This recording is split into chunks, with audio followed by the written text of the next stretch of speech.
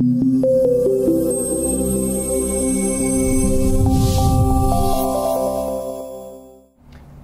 Schumacher. I'm here from NYU's Data Services. I'm Claudia. I'm a student at NYU, and I'm here as a project assistant for GovLab.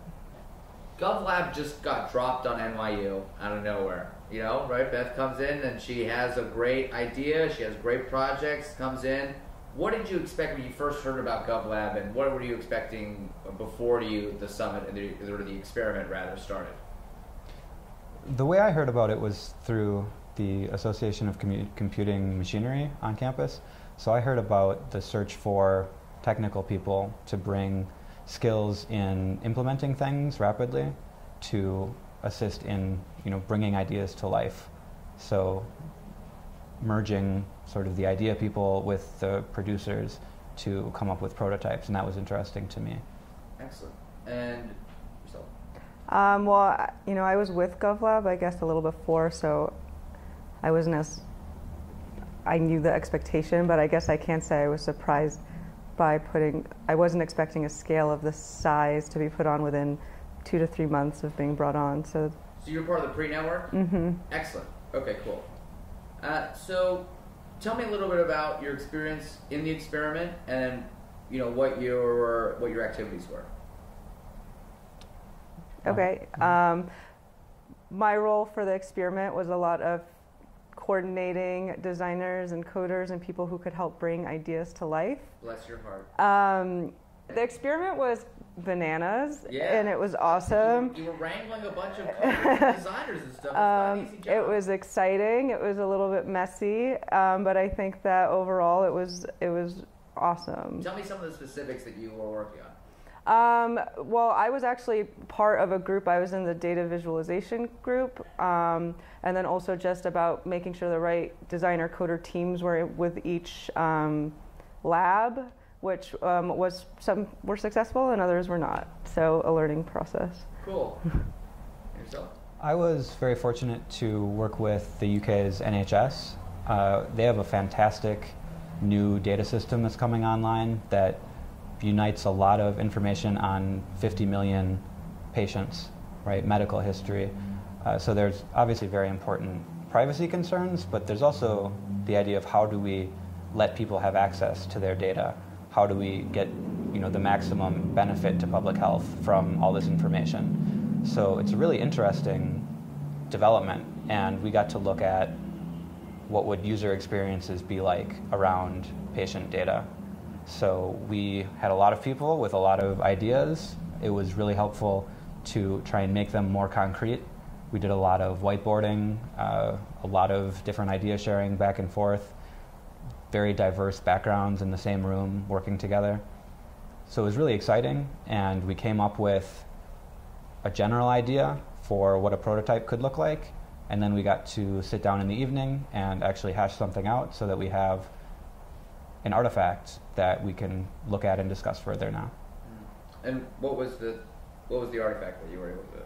So our groups split up, and so my group produced a view of patient information organized as a timeline where instead of having to look through different data sources, try and collate things mentally, everything is presented together. So you can look back through your history and easily check out, what was I doing a year ago? What treatment did I receive last month?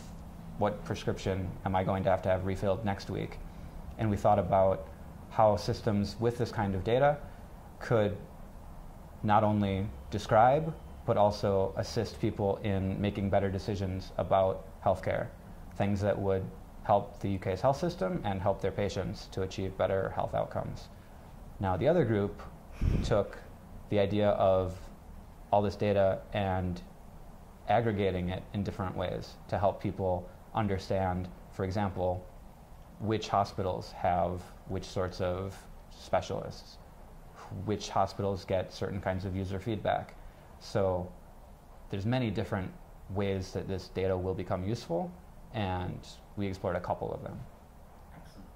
And so what were kind of the challenges that you faced, not just in the wrangling, but in the designing and the wrangling? I think that there was a challenge of From the designer perspective, and you can correct me if I'm wrong, some felt that they wanted it to be a more, product development oriented session led by a designer. And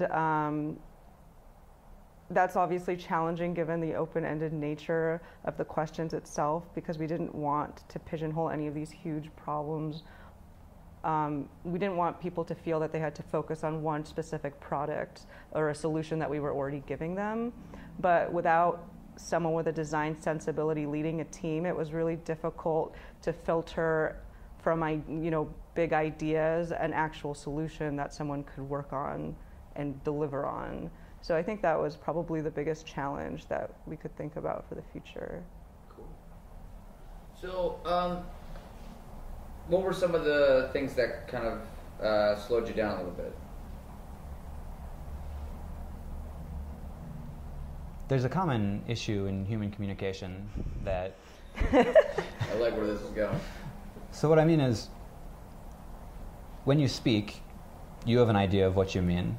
And when someone hears it, they have an idea of what you mean. And they're not always the same thing. So we encountered that during our discussions. And I think we tried to communicate better by adding visualizations to the discussion, right? So it's not just a concept of why it would be good, it's an image of what it looks like for a user. It's a discussion of where is a user coming from, what do they need, will they achieve it if they experience this?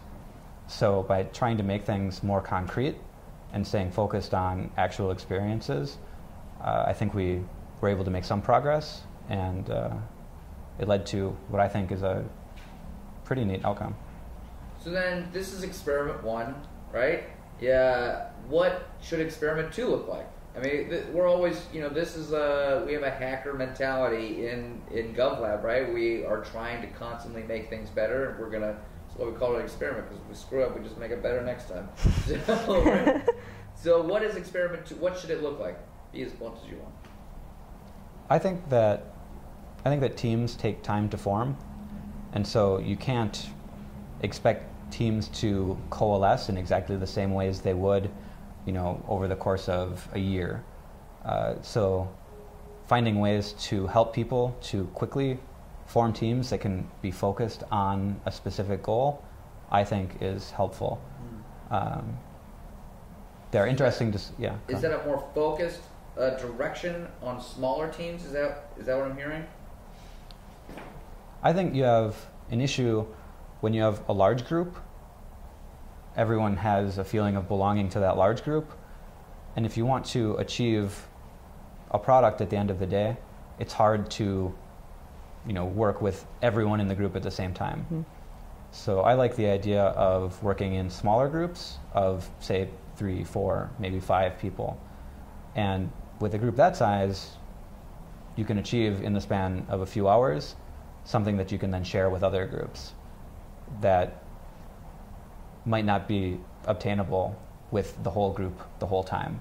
I think there's definitely value in discussing with everyone, but for hacking, it takes a small focused team.